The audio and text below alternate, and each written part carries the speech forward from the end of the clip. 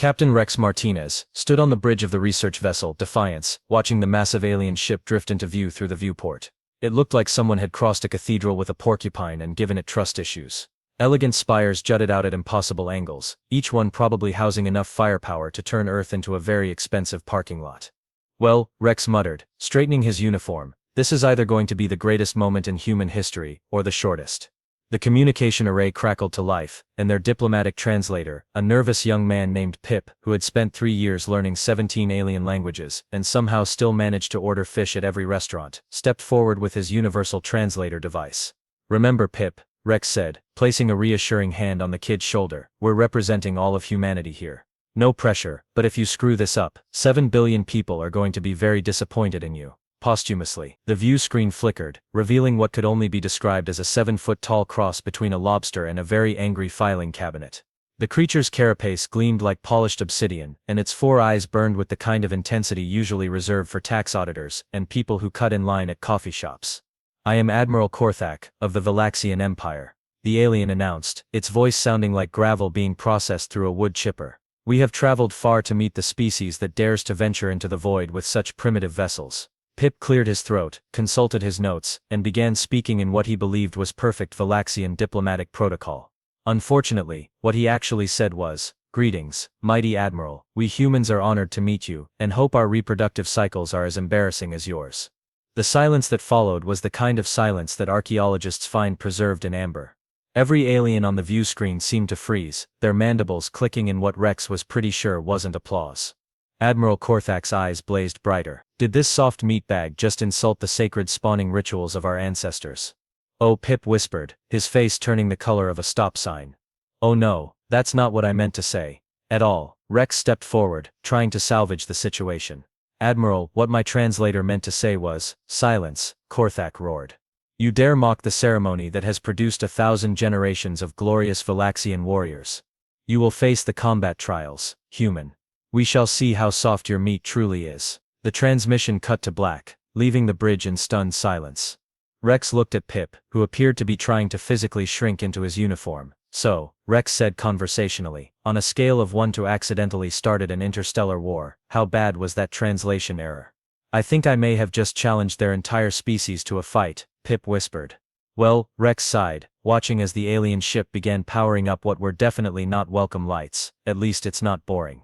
3 hours later, Rex found himself standing in what the Valaxians cheerfully called their light sparring facility, which looked suspiciously like a gladiatorial arena designed by someone with a degree in creative sadism. The walls were lined with weapon racks that seemed to glow with malevolent energy, and the floor was stained with substances Rex really hoped weren't what they looked like. These are merely warm-up exercises, Admiral Korthak explained, gesturing with one of his forearms toward a collection of implements that belonged in a medieval torture museum. Simple tests to assess your species' combat readiness. Nothing that would permanently damage a proper warrior. Standing beside Rex were the 4 crew members who had volunteered for this cultural exchange program, which was rapidly looking less like diplomacy and more like assisted suicide. There was Brick Thompson, the chief engineer, who had once fixed a warp core leak by hitting it with a wrench until it got embarrassed and stopped leaking. Dr. Luna Vasquez, their medical officer, who had the bedside manner of a particularly sarcastic undertaker. Jazz Rodriguez, their pilot, who could thread a needle while flying through an asteroid field and somehow make it look like showing off. And Marcus, their communications officer, who everyone called mute because he spoke about as often as solar eclipses happened, but when he did talk, people listened. So Brick said, cracking his knuckles with the enthusiasm of someone about to fix a particularly stubborn piece of machinery, what's first on the agenda? Please tell me it involves power tools. A Valaxian warrior, built like a tank with anger management issues, stepped forward holding what appeared to be a sword made of concentrated lightning. First trial, it announced, blade work assessment. The Valaxian moved with fluid grace, demonstrating a series of cuts and thrusts that would have made a master swordsman weep with envy. Then it handed the plasma blade to Brick, who held it like he was checking the balance on a new screwdriver. Nice weight distribution, Brick commented. Though the grip could use some work, mind if I make a few adjustments? What happened next would be debated in Valaxian military academies for generations. Brick, treating the combat trial like any other engineering problem, proceeded to dismantle his opponent's fighting style through sheer mechanical logic. When the Valaxian tried a complex overhead strike, Brick simply stepped sideways and used the alien's momentum to redirect the blow. When his opponent attempted a spinning attack, Brick treated it like a malfunctioning turbine and applied the appropriate corrective measures. The problem was, the Valaxian's blade still connected. It carved a deep gash along Brick's left arm, nearly severing it at the elbow. Blood splattered across the arena floor in patterns that would have sent any reasonable person into shock. Brick looked down at his mangled arm, which was hanging by what appeared to be sheer stubbornness, and possibly some very determined tendons. "Huh," he said, thoughtfully. "That's inconvenient." The Valaxian warriors around the arena went silent. Several of them started making gestures that Pip's translator helpfully informed everyone were prayers for the dead. Brick reached into his tool belt, pulled out a roll of duct tape, and began wrapping his nearly severed arm with the casual efficiency of someone fixing a leaky pipe. "There we go," he said, flexing his fingers experimentally. "Good as new. Well, mostly new. Newish." Admiral Korthak stared. "Your limb is nearly severed. You should be unconscious from blood loss." "Nah," Brick replied, picking up the plasma sword again.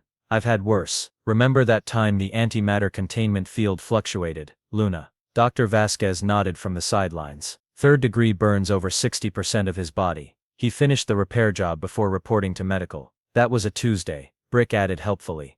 "Now, where were we? I think I was winning." The Valaxians, being a proud warrior species with a documented inability to back down from a challenge, decided that if their light sparring wasn't working, they clearly needed to try harder. This was roughly equivalent to deciding that if a gentle tap with a sledgehammer doesn't work, you should probably use a bigger sledgehammer.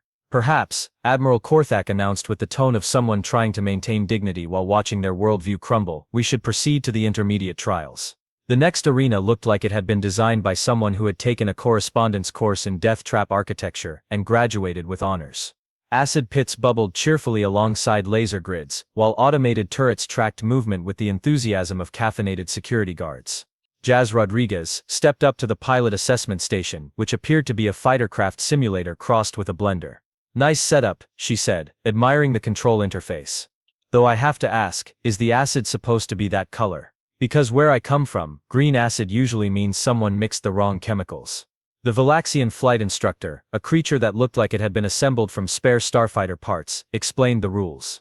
"Navigate through the obstacle course, avoid the death traps, complete the circuit without dying." Standard pilot stuff, really, except for the part where failure was measured in dissolved organic matter. Jazz cracked her knuckles and climbed into the simulator.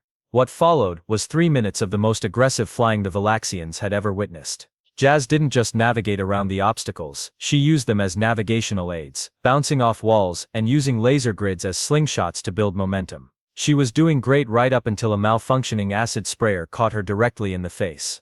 The simulator shut down immediately as alarms began blaring. Jazz climbed out of the cockpit, smoke still rising from where the left side of her face used to be. Her left eye was completely gone, dissolved by acid that could eat through starship hull plating. "Well," she said, pulling a bandana from her pocket and tying it over the ruined eye socket, "that's going to affect my depth perception for a few days." The Valaxian medics rushed forward with emergency medical equipment, but Jazz waved them off. "Don't worry about it, I fly better with one eye anyway. Fewer distractions." To prove her point, she climbed back into the simulator and proceeded to complete the course in half the previous time, compensating for her missing eye by flying with a reckless precision that defied several laws of physics and at least 2 laws of common sense. Meanwhile, Marcus had been volunteered for the communications trial, which involved interfacing with alien technology while being subjected to what the Valaxians politely called mild electrical motivation. The goal was to maintain clear communication while experiencing discomfort levels that would make a lightning strike feel like a gentle massage. Marcus, who had never been one for lengthy explanations, simply nodded and placed his hands on the communication console. The Valaxians activated their electrical field, sending enough voltage through the system to power a small city. Marcus absorbed the electricity like a human lightning rod, his hair standing up in ways that suggested a fundamental disagreement with gravity. But instead of screaming or collapsing, he began interfacing with the alien communication systems in ways that the equipment wasn't designed to handle. "Interesting," he said, his voice carrying a slight electronic echo as sparks danced between his fingers. "Your quantum entanglement protocols are inefficient. I can fix that." Before anyone could stop him, Marcus had somehow rewired the entire Valaxian communication array through pure electrical contact, improving their transmission range by 300% and accidentally giving himself the ability to hear radio signals from 17 different star systems. Admiral Korthak called an emergency council meeting. "This is impossible," he declared, pacing back and forth in front of a holographic display showing the humans' medical readings. Their species doesn't heal, they don't regenerate, they don't adapt, they just get angry and keep functioning. Dr. Bleem, the Valaxian chief scientist, tentatively raised one of his 6 hands. Sir, I've been analyzing their biological responses. When injured, their stress hormones don't trigger a flight response, they trigger what appears to be aggressive spite production. Spite production. They literally become more determined to succeed based on how much damage they've sustained. It's as if their entire species evolved to take physical trauma as a personal insult. Admiral Korthak stared at the display showing Brick happily wielding a plasma sword with his barely attached arm, Jazz flying better with one eye than most species could with two, and Marcus casually upgrading their technology while being electrocuted. Are we certain these are organic life forms? He asked slowly. Because I'm starting to suspect we've accidentally challenged a shipload of disguised war machines to combat. Dr. Bleem had spent the better part of his academic career studying regenerative biology across 47 different species. He had published papers on crystalline healers who could regrow entire limbs in minutes, witnessed the legendary Phoenix variants who literally reincarnated from their own ashes, and documented the infamous Blob Collective that treated dismemberment as a recreational activity. He thought he had seen everything the universe had to offer in terms of biological resilience. He was wrong. Very, very wrong. Standing in his improvised laboratory aboard the Valaxian flagship, Dr. Bleem stared at the readings from his scanners with the expression of someone who had just discovered that mathematics was actually an elaborate practical joke. The humans had agreed to let him run some non-invasive tests, which in Valaxian medicine meant anything that didn't immediately result in death. Captain Martinez, Dr. Bleem said, his voice carrying the careful tone of a scientist trying not to have a complete mental breakdown. I need to understand something about your species' healing process. Rex sat on the examination table, looking remarkably relaxed for someone who had volunteered to be poked and prodded by an alien scientist whose idea of a gentle touch involved instruments that looked like they belonged in a medieval dungeon. Shoot, Doc. Though I should probably mention, we don't actually heal so much as we just get really annoyed at being broken. Yes, that's exactly what I need to understand. Dr. Bleem pulled up a holographic display showing cellular activity that defied everything he knew about biology. Your tissue doesn't regenerate properly. Your bones don't mend correctly. Your nervous system responds to damage by essentially becoming more aggressive rather than initiating proper repair protocols. That sounds about right, Rex nodded. We like to think of it as motivation-based medicine. Dr. Bleem's 4 eye stalks swiveled independently as he tried to process this information. But this is impossible. How do you survive injuries that would kill most species? Well, Rex said thoughtfully, we don't really survive them so much as we refuse to let them win. See, when something hurts us, we take it personally. And humans are really, really good at holding grudges. Even against physics. To demonstrate, Rex rolled up his sleeve to show a scar that looked like it had been carved by someone with a very artistic approach to chainsaw work. Got this one 3 years ago when our warp core decided to express its feelings through violent explosion. Spent 2 weeks in medical while Luna kept me alive through what she called aggressive medical spite and a lot of coffee. Dr. Luna Vasquez, who had been observing the examination with the detached interest of someone watching a nature documentary, nodded approvingly. Rex is an excellent patient. Most people would have died from the blood loss alone, but he was too irritated at the warp core to die properly. Too irritated to die. Dr. Bleem's voice cracked slightly. Oh yes, Luna continued in her matter-of-fact tone. Human physiology is powered by about 60% spite, 30% caffeine, and 10% pure stubbornness. When we get injured, instead of our bodies focusing on healing, they focus on proving that whatever hurt us made a serious mistake. Dr. Bleem turned to his assistant, a younger Valaxian who had been frantically taking notes. Are you recording this? Yes, sir, but I don't think anyone is going to believe it. Rex leaned forward conspiratorially. Want to see something really weird? Brick, get over here. Brick wandered over, his duct-taped arm now moving with the fluid precision of someone who had decided that proper medical care was for quitters. The arm shouldn't have been functional. According to every medical textbook in the galaxy, it should have been hanging uselessly at his side, assuming he hadn't already died from shock and blood loss.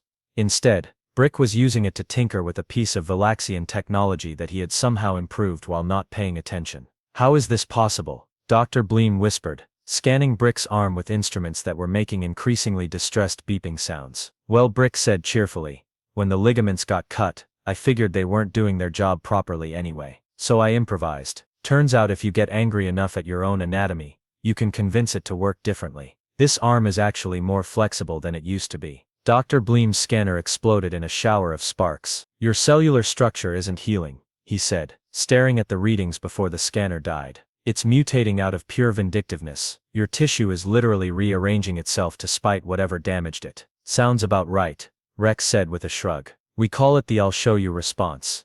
Humans are really bad at accepting limitations, even biological ones. Luna nodded sagely.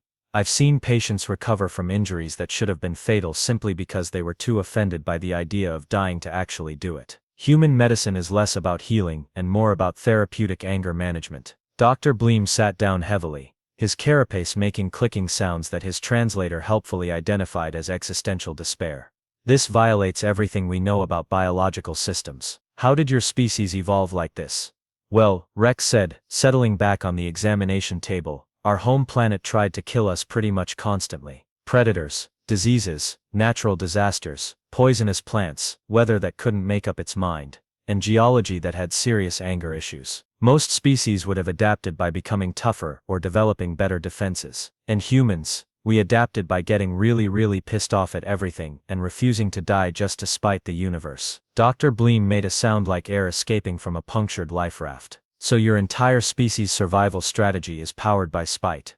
Pretty much, Rex confirmed. We don't get better, Doc. We get bitter, and bitter tastes like victory. In the corner, Marcus, whose hair was still defying gravity and occasionally sparking, looked up from the communication console he had been unconsciously upgrading while eavesdropping. Spite is efficient, he said simply. Takes less energy than healing properly.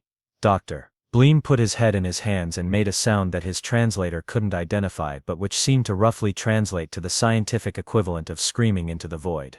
Admiral Korthak stood before the assembled Valaxian High Command, his forearms gesticulating wildly as he tried to explain a situation that defied everything they thought they knew about biological warfare. The holographic display behind him showed detailed scans of the human crew, each one a testament to the universe's apparent sense of humor. Honored commanders, he began, his voice carrying the strain of someone trying to maintain military bearing while describing the impossible. We have encountered a species that appears to violate the fundamental laws of survival. Commander Zefrak, a veteran of 17 different interstellar conflicts, leaned forward in his chair. Surely you exaggerate, Admiral. No species can be that resilient. They don't heal, Commander. They just get angrier and more dangerous. Our medical officer has documented cases of them becoming more effective after sustaining injuries that should have killed them. Impossible. Admiral Korthak gestured to the display. The engineer with the severed arm is now performing tasks that require more dexterity than he had before the injury. The pilot who lost an eye is flying with precision that exceeds our best ace pilots. The communications officer who was electrocuted has somehow become a living interface with our technology. Commander Vorthak, the oldest member of the council, made the traditional gesture of calling for wisdom. What do you recommend, Admiral? We must test their absolute limits. If these creatures are truly as resilient as they appear, we need to know before we encounter more of their kind. I propose the Gauntlet of Ultimate Determination. The council chamber fell silent. The gauntlet was reserved for testing the combat worthiness of their most elite warriors, and even then, it was considered a 50-50 proposition at best. It was less a trial and more an elaborate form of assisted suicide with educational value. The entire crew, Commander Zefrak asked. All of them. If they survive, we'll know we're dealing with a species that could threaten the entire galaxy. If they don't survive, well, at least we'll have data. 3 hours later, the human crew found themselves standing at the entrance to what could only be described as Hell's obstacle course designed by someone with a graduate degree in creative sadism and a minor in architectural spite. The gauntlet stretched for miles underground, filled with everything from lava flows to gravity wells that played hopscotch with the laws of physics. So Rex said, surveying the death trap with the casual interest of someone evaluating a vacation destination, this is what passes for entertainment around here. Admiral Korthak nodded grimly. The Gauntlet of Ultimate Determination. It is designed to test the limits of Valaxian elite warriors. Most do not survive. Most? Jazz asked, adjusting her improvised eye patch. Approximately 30% survival rate among our best soldiers. Brick examined the entrance, which appeared to be constructed from materials that actively discouraged existence. Interesting engineering. Though I have to ask, who designed this thing? Because I'm pretty sure some of these support structures are held together by wishful thinking. The gauntlet was constructed by our greatest architects and engineers over the course of 3 centuries. Admiral Korthak replied with obvious pride. Huh, Brick said thoughtfully. Well, we'll probably want to fix a few things while we're in there. Some of these load-bearing elements look like they're about to give up on life. Dr. Bleem, who had insisted on monitoring the humans' biological responses during the trial, pulled Admiral Korthak aside. Sir, their stress hormones aren't elevating. If anything, they seem to be getting more relaxed. Relaxed. The pilot's heart rate has actually decreased since seeing the gauntlet. The engineer appears to be taking notes on structural improvements. The communications officer is humming. Marcus was indeed humming. A tune that sounded vaguely like elevator music played through a broken radio. Looks fun, he said simply. Rex turned to his crew. All right, people. Standard exploration protocol. Stay together, watch each other's backs, and try not to break anything important. And remember, if something tries to kill you, take it personally. What happened next would be studied in Valaxian military academies for the next 1,000 years, assuming anyone could figure out how to explain it in terms that wouldn't make the instructors question their career choices. The humans entered the gauntlet, like they were taking a particularly aggressive nature walk. When they encountered the pit of endless flame, instead of finding a way around it, Brick spent 20 minutes redesigning the thermal regulation system to make it more efficient, then built a bridge out of spare parts he found lying around. Jazz navigated the maze of crushing walls by treating it like a particularly aggressive flight simulator, somehow managing to fly through passages that weren't technically large enough for human-sized objects. When they reached the chamber of toxic atmosphere, instead of holding their breaths and running through as quickly as possible, Luna took air samples and spent half an hour explaining to the monitoring team how the toxic compounds could be refined into useful industrial chemicals. Marcus, meanwhile, had somehow interfaced with the Gauntlet's control systems and was casually upgrading the environmental controls while being slowly poisoned.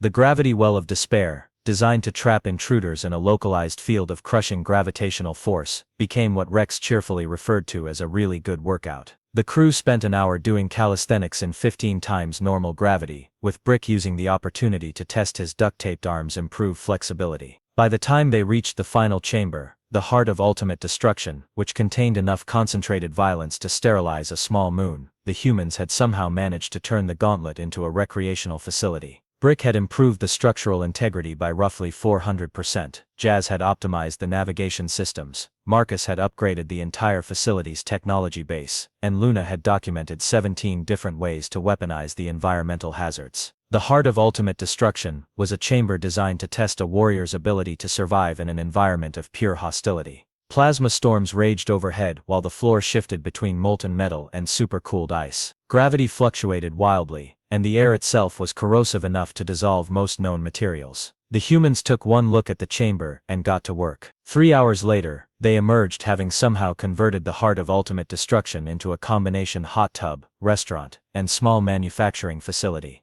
Brick had grown what appeared to be a third arm during the process, which he claimed was more efficient for multitasking. Jazz had lost her remaining eye to a plasma storm, but had somehow developed echolocation abilities that let her navigate better than ever. Marcus had been struck by lightning so many times that he now glowed faintly and could communicate directly with electronic devices. Luna had been exposed to enough exotic radiation to kill a whale, but had used the experience to develop an immunity to 17 different types of poison. Rex, who had lost roughly half his face to acid, a significant portion of his left leg to a gravity well, and had somehow acquired what appeared to be metallic patches where his skin used to be, stood at the exit of the gauntlet holding a small menu. Not bad, he said to Admiral Korthak, whose mandibles were clicking in what Dr. Bleem's translator identified as the Valaxian equivalent of a complete nervous breakdown. Though you might want to consider adding a gift shop. We've got some industrial-grade hot springs running now, and Brick thinks he can get the manufacturing facility up to full production by next week. Admiral Korthak stared at the humans, then at the gauntlet, which was now emitting the cheerful sounds of a successful small business rather than the ominous rumbling of a death trap.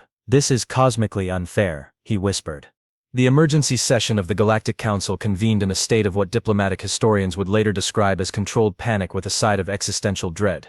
Representatives from 47 different species had gathered in the Great Assembly Hall, their various forms of breathing apparatus working overtime as they processed the Valaxian Empire's official complaint against the human species. Ambassador Clixon of the Crystalline Collective, whose body resembled a living chandelier with anxiety issues, read the formal document aloud in a voice that sounded like wind chimes having a nervous breakdown.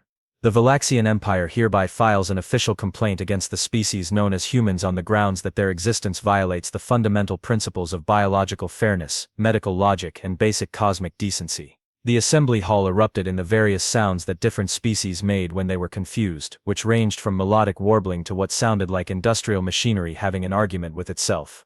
Representative Bloopington of the Gelatinous Federation raised a pseudopod. What exactly are the charges?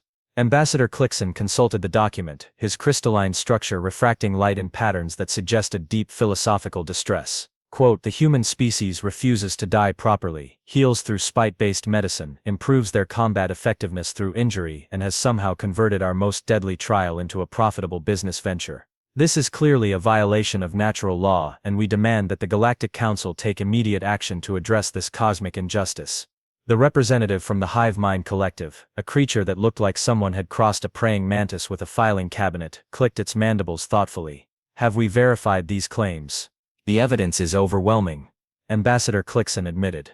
The Valaxians have provided detailed documentation, including video recordings of humans surviving injuries that should have been immediately fatal, biological scans showing cellular structures powered by vindictiveness, and what appears to be a business plan for expanding their hot tub facility. Meanwhile, aboard the Defiance, Captain Rex Martinez was engaged in the delicate art of interstellar diplomacy, which in this case involved negotiating while missing half his face and sporting what appeared to be decorative metal patches where his skin had given up trying to regenerate properly. Admiral Korthak sat across from him in the ship's newly remodeled conference room, which Brick had improved during their conversation by adding better lighting and what he claimed were motivational support beams. The Valaxian commander's 4 eyes were focused on Rex with the intensity of someone trying to understand a magic trick that had somehow become their new reality. Captain Martinez, Admiral Korthak began, his voice carrying the careful tone of someone who had spent the last week having his worldview systematically demolished. The Valaxian Empire would like to propose a new arrangement.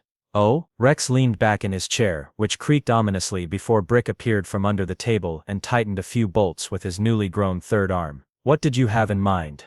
We would like to formally request that humanity consider becoming our allies rather than our enemies. Rex raised what remained of his eyebrows. I thought we were just doing cultural exchange trials. Yes, well? Admiral Korthak's mandibles clicked in what Rex was learning to recognize as embarrassment. It has come to our attention that your species represents a level of combat effectiveness that we had not previously considered possible. Our military strategists have run approximately 47,000 different combat scenarios, and in every single one, humans win by doing things that shouldn't work. Dr. Luna Vasquez, who was taking notes on Valaxian psychology while simultaneously treating her latest collection of exotic radiation burns, looked up from her tablet. What kind of things? Using injuries as performance enhancements, converting death traps into recreational facilities, becoming more dangerous when damaged. Treating physics as a personal challenge rather than an absolute law. Admiral Korthak paused. Your species appears to have weaponized stubbornness to a degree that our computers cannot calculate. Jazz Rodriguez, who had developed echolocation so effective that she could now pilot ships while blindfolded, turned from the navigation console where she had been casually improving the Valaxian fleet's tactical systems. So what are you offering? Full alliance status, trade agreements, technology exchange, and most importantly, Admiral Korthak's voice dropped to what humans would recognize as a desperate whisper, a promise that we will never ever have to fight you. Marcus, whose electrical modifications had progressed to the point where he was now in constant communication with 17 different star systems simultaneously, looked up from the communication array he had been upgrading through direct neural interface. Acceptable, he said simply, somehow conveying an entire diplomatic negotiation in a single word. Rex considered the offer. What about the Galactic Council's complaint? Admiral Korthak shifted uncomfortably. We may have filed a formal protest regarding your species' refusal to follow conventional biological limitations. And? The Council is having difficulty processing the concept of spite-based evolution. Several representatives have requested extended recess to contemplate the philosophical implications of a species that survives through vindictiveness. Brick emerged from a maintenance hatch where he had been improving the ship's structural integrity while eavesdropping. Sounds like they're having an existential crisis. That is, an accurate assessment, Admiral Korthak admitted. The Crystalline Collective's representative has been refracting light in patterns that their linguists describe as cosmic bewilderment. The Hive Mind Collective has split into 17 different subminds, each trying to process a different aspect of human biology. And the Gelatinous Federation has somehow tied itself into knots. Rex grinned, an expression made somewhat more intimidating by his partially missing face and the way his metallic patches caught the light. Well then, I suppose we should help them work through their issues. 6 months later, Captain Rex Martinez stood before the fully assembled Galactic Council, looking remarkably presentable for someone who had been through several death traps and emerged more dangerous than when he started. His face had grown back, mostly, though the metallic patches remained and occasionally sparked when he was thinking hard. "Honored representatives," he began, his voice carrying to every corner of the great assembly hall. "I understand there have been some concerns about humanity's approach to biological limitations." The various species rustled, clicked, hummed, and made whatever sounds passed for nervous agreement in their respective cultures. "I want to assure you all that humans are not trying to be unfair to the universe. We're just really bad at giving up. See, our home planet spent millions of years trying to kill us through every method available, from ice ages to supervolcanoes to creatures that treated us as snack food. Most species would have evolved better defenses or found safer places to live." Ambassador Clixon's crystalline structure chimed softly. "And humans, we took it personally. Every extinction event, every predator, every disease, every natural disaster, we treated it like a personal insult. And humans are exceptionally good at holding grudges. We hold grudges so well that we've turned spite into a survival mechanism." Rex gestured to his crew, who had arranged themselves behind him like a poster for the universe's most effective disaster response team. Brick's third arm was juggling 3 different tools, while his original arms worked on a piece of Galactic Council technology that he was improving without being asked. Jazz was standing with her eyes closed, using her echolocation to map the entire assembly hall while simultaneously calculating optimal flight paths for emergency evacuation. Marcus was glowing softly while maintaining communication links with every ship in the local sector. Luna was taking medical readings on 47 different species simultaneously and making notes about new treatment possibilities. "We don't heal because healing implies that we accept damage as a natural consequence of existing. We don't accept that. When something hurts us, we get angry. When we get angry, we get creative. When we get creative, we find ways to not just survive but to thrive despite whatever tried to stop us." Rex paused, letting that sink in. "The universe has been trying to kill humans for our entire evolutionary history. So far, the score is universe, 0. Humans still here and moderately annoyed about the whole situation." Representative Bloopington raised a pseudopod. "But surely there must be limits to this spite-based resilience." "Well," Rex said thoughtfully, "we haven't found them yet. And honestly, we're not really looking. Every time we think we've reached our limits, something comes along that makes us angrier, and anger is remarkably good fuel for exceeding expectations." The assembly hall fell silent as the various species processed this information. Finally, the Hive Mind Collective's primary representative spoke. "What do you propose?" "Simple," Rex said with a grin that was equal parts diplomatic and slightly terrifying. "Instead of fighting the universe's tendency toward unfairness, why don't we help you deal with it? Humans are really good at solving problems that shouldn't be solvable. We specialize in making the impossible merely improbable, usually, through applied stubbornness and strategic spite." Ambassador Clixon's structure brightened.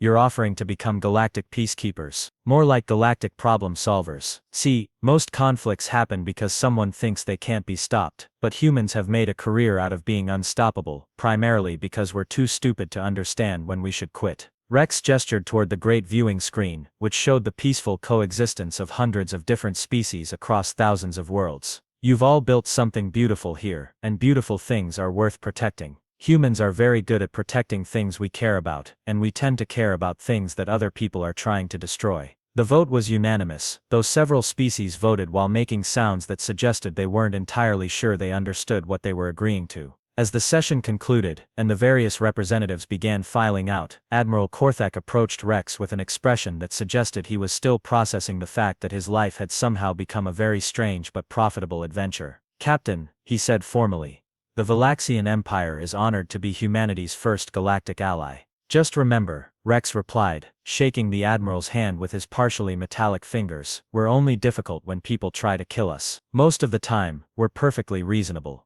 Admiral Korthak nodded thoughtfully. "And when you're not reasonable?" Rex's grin widened, and for just a moment, his metallic patches sparked with what might have been anticipation. "Well, that's when things get interesting." As the Defiance prepared to leave the Council Station, now officially designated as the flagship of the new Galactic Peacekeeping Initiative, Rex stood on the bridge looking out at the stars. His crew moved around him with the efficient chaos of people who had learned to treat the impossible as merely Tuesday's workload. "So," Luna said, reviewing the medical files of their new alien allies, "we're now responsible for maintaining peace across 47 different species, most of whom are still trying to figure out how we exist. Could be fun," Jazz added. "Plotting courses to 17 different star systems where their services had already been requested." Brick looked up from where he was installing what appeared to be a small manufacturing facility in the unused storage bay. Should be interesting. Half these species have problems that violate physics. Right up our alley. Marcus, who had somehow become the unofficial communication hub for 3 different star systems, simply nodded while simultaneously coordinating relief efforts, trade negotiations, and what appeared to be a birthday party for a species that existed in 4 dimensions. Rex settled into his captain's chair, which Brick had modified to be more comfortable and occasionally dispense coffee. "You know what the best part is?" "What's that, Captain?" Luna asked. "We're still the same crew that couldn't manage a simple first contact without accidentally challenging an entire empire to combat. Now we're galactic peacekeepers." "So," Jazz said with a shrug. Rex's grin was visible even through his metallic patches. "So either we're going to bring peace to the galaxy through pure stubborn determination, or we're going to accidentally conquer it while trying to help. Either way, it's going to be one hell of a ride." The Defiance turned toward the stars, its crew ready to face whatever the universe could throw at them with the confident knowledge that humans were really bad at knowing when to quit. And in a universe full of problems that needed solving, that was exactly what was needed. After all, when you're too stupid to die properly, the universe becomes just another engineering problem, waiting for the right application of spite, stubbornness, and duct tape.